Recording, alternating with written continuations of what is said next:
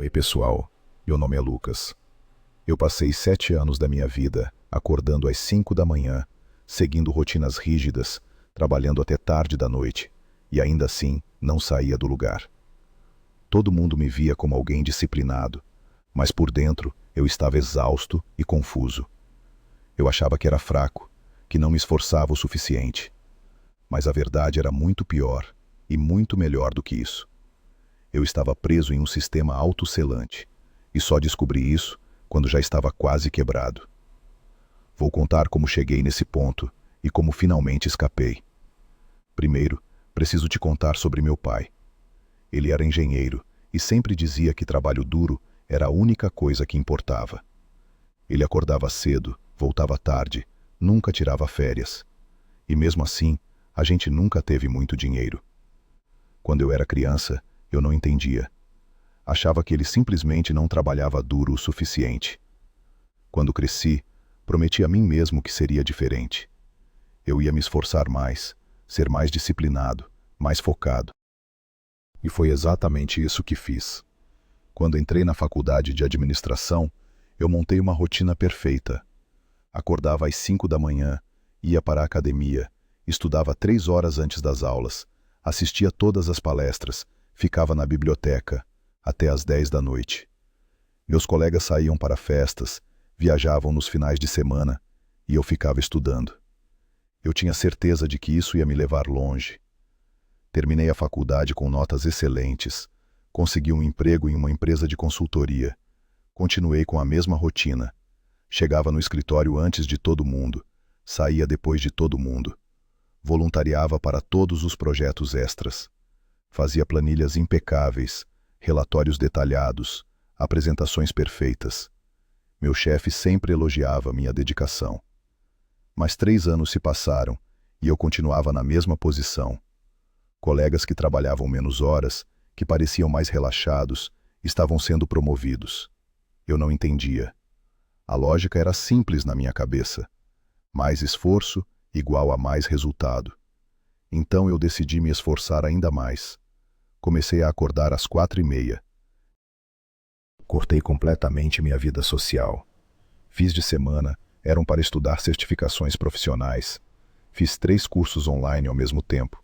Li 20 livros de negócios em 6 meses. E sabe o que aconteceu? Nada. Absolutamente nada mudou. Na verdade, piorou. Eu estava tão cansado que começava a cometer erros bobos no trabalho. Esquecia reuniões, mandava e-mails com informações erradas. Meu chefe parou de me elogiar e começou a me perguntar se estava tudo bem. Eu entrei em pânico. A única explicação que fazia sentido era que eu não estava me esforçando o suficiente. Então cortei o sono de 7 horas para 5. Comecei a tomar 3 cafés por dia, depois 5. Meu corpo estava em modo de emergência constante. Eu tremia às vezes sem razão. Tinha dor de cabeça crônica. Mas eu continuava, porque parar significaria admitir que eu era fraco, que eu não tinha o que era necessário. E foi aí que aconteceu o colapso. Eu estava em uma reunião com um cliente importante. Tinha passado a noite anterior preparando uma apresentação de 40 slides, cada número conferido 3 vezes, cada gráfico perfeito. Mas quando comecei a apresentar, minha mente simplesmente apagou. Eu olhei para os slides e não conseguia lembrar o que ia dizer. As palavras não vinham. Meu coração disparou. Comecei a suar. Meu chefe teve que assumir a apresentação. Fui mandado para casa. Naquela noite, sentado no meu apartamento vazio, eu tive um pensamento assustador. E se o problema não fosse falta de esforço? E se eu estivesse fazendo tudo errado desde o início? Tentei afastar esse pensamento. Ele era perigoso. Significava que os últimos 7 anos tinham sido um desperdício. Significava que meu pai também tinha desperdiçado a vida dele. Mas o pensamento não ia embora. Alguns dias depois, fui ao médico por causa das dores de cabeça. Ele me deu um diagnóstico simples: exaustão extrema. Me disse para tirar férias. Eu disse que não podia, que tinha muito trabalho. Ele me olhou de um jeito estranho e perguntou: "Esse trabalho todo está te levando para onde você quer ir?" Eu não soube responder. Tirei 2 semanas de folga. Nos primeiros 3 dias, só dormi. Depois comecei a pensar de verdade. Peguei um caderno e escrevi tudo o que eu fazia no trabalho. Percebi algo chocante. 80% do meu tempo ia para tarefas que ninguém tinha pedido, relatórios que ninguém lia, planilhas que ninguém usava, análises que nunca influenciavam decisões. Eu estava ocupado, mas não estava criando valor real. Enquanto isso, os colegas que foram promovidos faziam menos tarefas, mas eram as tarefas certas. Eles resolviam problemas que os chefes realmente se importavam. Eles construíam relacionamentos com pessoas importantes. Eles entendiam a política da empresa. Eu tinha passado 7 anos otimizando a coisa errada. Eu estava sendo o pedreiro mais eficiente do mundo, mas nunca tinha parado para perguntar se estávamos construindo a casa no lugar certo. Quando voltei ao trabalho, mudei tudo. Parei de voluntariar para tudo. Comecei a perguntar, antes de aceitar qualquer tarefa: isso realmente importa? Quem vai usar esse resultado? Como isso afeta as metas da empresa? Cortei minha carga de trabalho pela metade. E usei o tempo livre para fazer algo que nunca tinha feito: observar. Observei quem tinha influência real. Observei quais projetos recebiam atenção da diretoria. Observei quais problemas deixavam meu chefe estressado. E então, comecei a trabalhar naquilo. Não em tudo, só nas alavancas que realmente moviam as coisas. 3 meses depois, apresentei uma solução para um problema que estava custando muito dinheiro para a empresa. Não foi um trabalho difícil. Na verdade, levou menos tempo do que um dos meus relatórios inúteis costumava levar. Mas era a coisa certa. 6 meses depois, fui promovido. E não porque eu estava trabalhando mais duro, eu estava trabalhando menos horas do que nunca, mas estava trabalhando nas coisas certas. A diferença era absurda. Antes, eu precisava de força de vontade para fazer tudo. Cada tarefa era uma batalha. Eu usava disciplina para me forçar a continuar. E disciplina é como uma bateria. Ela acaba, mas quando você está trabalhando na coisa certa, não precisa de tanta força de vontade. O resultado vem naturalmente. É como remar a favor da correnteza, em vez de contra ela. Você ainda precisa remar, mas não está se matando no processo. Comecei a ver esse padrão em tudo. Meu pai não falhou porque não se esforçou. Ele falhou porque passou 40 anos otimizando um trabalho que nunca ia pagar bem, não importa quão bom ele fosse. Ele nunca parou para perguntar se estava na carreira certa, na empresa certa, na estratégia certa. Ele só empurrava mais forte. Eu vi isso em amigos também. Um amigo meu passou 5 anos tentando fazer um negócio de dropshipping funcionar. Ele trabalhava 16 horas por dia, testava produtos, otimizava anúncios, melhorava o site e quebrava todo mês. Ele achava que o problema era a falta de esforço, mas o problema real era que o modelo de negócio dele tinha margens tão apertadas que era matematicamente impossível lucrar sem escala massiva. Ele estava tentando espremer a água de uma pedra. Quando finalmente desistiu e começou a prestar consultoria na área dele de formação, ganhou em 3 meses, o que não tinha ganho em 5 anos. Não porque trabalhasse mais duro, mas porque mudou a alavanca. Aqui está a coisa mais importante que aprendi. Esforço sem compreensão é um sistema autosselante. Quanto mais você tenta a coisa errada, mais acredita que só precisa tentar com mais força.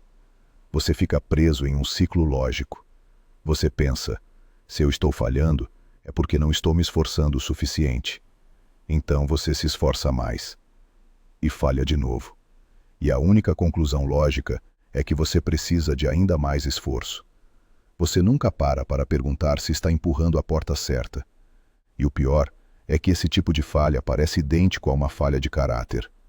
Você está exausto, irritado, sem energia. As pessoas olham para você e pensam: essa pessoa não tem disciplina. Mas não é falta de disciplina. É o custo acumulado de aplicar esforço correto no lugar errado. É como usar toda a sua gasolina dirigindo na direção oposta ao seu destino. Você está fazendo tudo certo tecnicamente, mas estrategicamente está completamente perdido. A pesquisa comportamental mostra algo fascinante. Mudanças baseadas em força de vontade pura se desfazem em uma taxa proporcional ao estresse que tentam superar. Se você está usando disciplina para fazer algo que vai contra a lógica do sistema, você vai eventualmente quebrar. Mas mudanças baseadas em compreensão real duram. Porque você não está lutando contra o sistema, você redesenhou o sistema. Hoje, trabalho metade das horas que trabalhava antes. Ganho 3 vezes mais. Durmo 8 horas por noite. Tenho tempo para amigos, hobbies, viagens. E não é porque fiquei preguiçoso. É porque finalmente entendi a diferença entre estar ocupado e estar progredindo. Ocupação é fácil. Qualquer um pode encher o dia de tarefas. Mas progresso real requer parar e perguntar: estou resolvendo o problema certo? Estou otimizando a variável certa? Estou empurrando a alavanca que realmente move meu mundo? A maioria das pessoas nunca faz essas perguntas. Elas só empurram mais forte. E quando falham, culpam a si mesmas. Acham que são fracas, preguiçosas, sem disciplina. Mas a verdade é que elas não estão quebradas. O sistema delas está funcionando exatamente como foi programado. E se o sistema está gerando fracasso, não é porque você é ruim, é porque o sistema foi mal projetado. Você não precisa de mais disciplina. Você precisa de melhor diagnóstico. Precisa identificar qual é a alavanca real. E quando você encontra essa alavanca, tudo muda. De repente, progresso não é mais uma guerra. É uma rotina. É chato até. Não tem drama. Não tem sacrifício heróico. Você só faz a coisa certa. E a coisa certa funciona. Então, se você está se esforçando ao máximo e não está saindo do lugar, pare. Não se esforce mais. Não durma menos. Não adicione mais tarefas. Pare e observe. Pergunte: qual é o mecanismo real aqui? Onde está a alavanca verdadeira? O que eu estou otimizando que não importa? Substitua "eu sou fraco" por qual variável eu estou errando.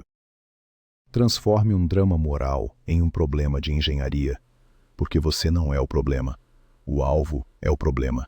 E quando você acerta o alvo, o esforço finalmente começa a valer a pena.